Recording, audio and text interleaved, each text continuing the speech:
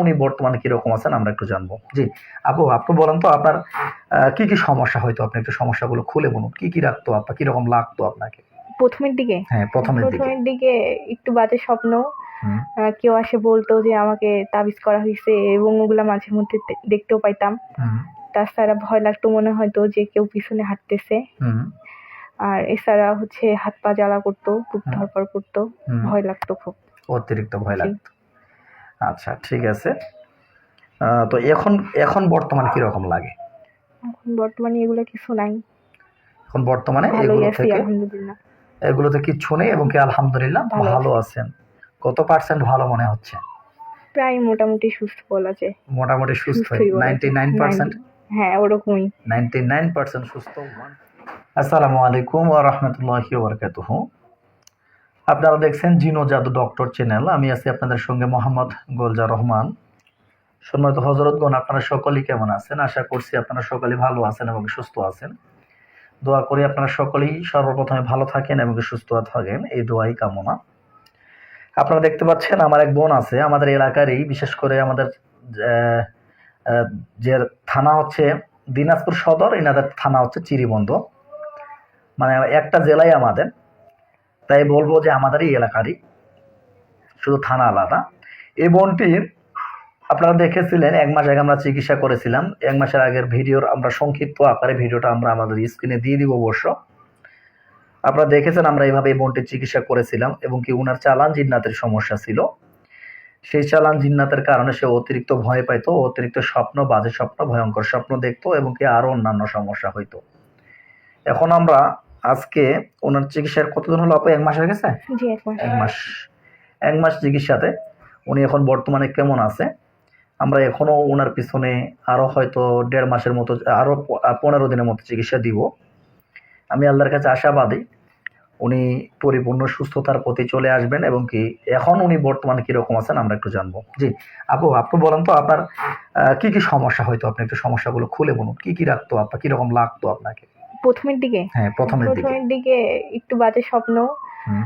কেউ আসে বলতো যে আমাকে তাবিজ করা হয়েছে এবং ওগুলা মাঝে মধ্যে দেখতেও পাইতাম। হুম। তাছাড়া ভয় লাগতো, মনে হয়তো যে কেউ পিছনে হাঁটতেছে। হুম। আর এছাড়া হচ্ছে হাত পা জ্বালা করতো, বুক হুম। ধরপড় করতো, হুম। ভয় লাগতো খুব।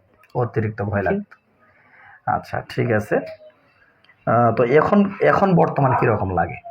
এখন বর্তমানে এগুলো কিছু নাই, এখন বর্তমানে ভালোই আছি আলহামদুলিল্লাহ।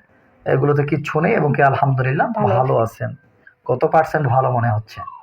প্রায় মোটামুটি সুস্থ বলা যায়। মোটামুটি সুস্থ, সুস্থই বলা যায়, 99%। হ্যাঁ ওরকমই। 99% সুস্থ, 1% জাস্ট একটু শুধু ভয় কাজ করতেছে। তো তাই আমি বলবো যে প্রতিটা মানুষের ভয় থাকে, ভয় না থাকলে মানুষ কিসের? ভয় মানুষ মাত্র থাকবে। সব রাখার জায়গা আছে, ভয় রাখার নাকি জায়গা নেই। এটা একটা প্রবাদ আছে না? তো তেমনি ভাবে ভয় প্রতিটা মানুষেরই কাজ করবে। তো আমি আল্লাহর কাছে আশাবাদী বোনটিকে বলবো আপনি এই টেনশন থেকে বা এই ভয় থেকে মুক্ত থাকার চেষ্টা করুন। আজ থেকে আপনার বডি বন্ধ হয়ে গেছে ইনশাআল্লাহ। আজ থেকে আপনার বডি বন্ধ হয়ে গেছে বা আগে থেকে বডি বন্ধ হয়ে গেছে, কারণ আপনার যে নিয়মে আপনাকে চলতে বলা হয়েছিল সেই নিয়মগুলো আপনি পালন করেছেন। যে তদবিরগুলো চলাইতে বলা হয়েছে সেই তদবিরগুলো প্রয়োগ করেছেন। আজ থেকে চিন্তা অতিরিক্ত মাথার উঠিয়ে ফেলুন যে আপনার এরকম আর কোনো সমস্যা হবে না বা হবে না ইনশাআল্লাহ। তো আমি একটু বলি ওনার কি কি সমস্যা ছিল। উনি প্রথমে আমাকে যেগুলো কথা বলেছিল, ওনার 1 নম্বরের সমস্যা ছিল স্বপ্নের মাধ্যমে উনি বাজে স্বপ্ন দেখতো বা ভয়ঙ্কর স্বপ্ন দেখতো। কেউ এসে ওনাকে বলতো যে তোকে তাবিজ করা হয়েছে, তোমাকে জাদু টোনা করা হয়েছে। এইটার কারণে স্বপ্ন দেখে সে তার অন্তরের ভিতরে পরের দিনে অস্থিরতা কাজ করতো। তাই না কি জি। আপু? অস্থিরতা কাজ করতো।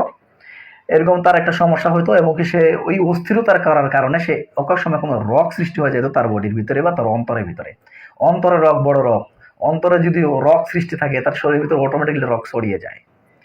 তারপর সে অনুভূতি হইতো তার পিছনে যেন কে একজন একজন ব্যক্তি আসতেছে বা হাঁটতেছে বা চলাফেরা করতেছে।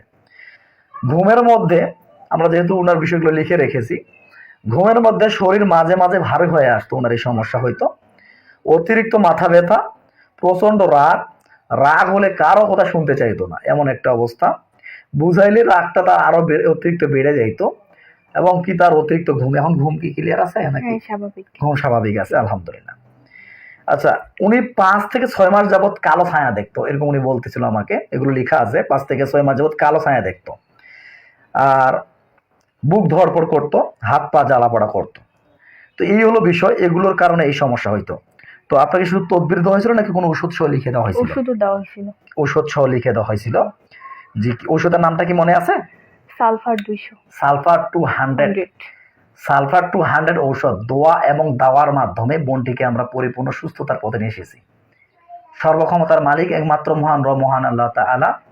আল্লাহ চাইলে রোগী সুস্থ হয়, আল্লাহ না চাইলে কখনোই নয়। কারণ আমরা এই সালফারের তদবির দিয়ে বা সালফারের ট্রিটমেন্ট দিয়ে অতিরিক্ত ভয় থাকা রুগীদেরকে আমরা সুস্থতার পথে নিয়ে আসতে পারি, এবং কি শরীরে জ্বালা পোড়াগুলোকেই আমরা ধ্বংস করে দিতে পারি। মনের ভিতরে একটা ভয়, টেনশন কাজ করে, এগুলো থেকে আমরা মুক্ত করে দিতে পারি। কিন্তু এগুলো সঠিক একজন চিকিৎসককে জানতে হবে, তার ঔষধ সম্পর্কে জানতে হবে। যে ব্যক্তি ঔষধ সম্পর্কে জানেন না, শুধু আমার কথা বলে আপনি ওষুধ লিখবেন একটা ব্যক্তির উপরে, এটা কিন্তু কখনোই ভুল কাজ হবে না, সঠিক কাজ হবে না। অবশ্যই একজন চিকিৎসক সঠিক পরামর্শ জেনে একজন ব্যক্তির উপরে কোন ওষুধটা প্রয়োগ করতে হবে সেই ওষুধটা প্রয়োগ করে তার মায়াজমের উপরে নির্ণয় করে, তার তার শরীরের ভিতরে নির্ণয় করে, তার অন্তরের ভিতরে নির্ণয় করে কোন ওষুধটা প্রয়োগ করা যায়, সেই ওষুধটা প্রয়োগ করে আমরা এই বোনটির উপরে সালফার ঔষধ থেকে অ্যাডজাস্ট করি। অ্যাডজাস্ট করার পর রোগীর বোনটি এখন আলহামদুলিল্লাহ পরিপূর্ণ সুস্থ, এবং কি দোয়া তদবিরের মাধ্যমেই সুস্থ। সকলে দোয়া করবেন আমার এই বোনটি সারা জীবন সুস্থ হয়ে যায়। আজ এ পর্যন্ত। আসসালামু আলাইকুম রহমতুল্লাহ।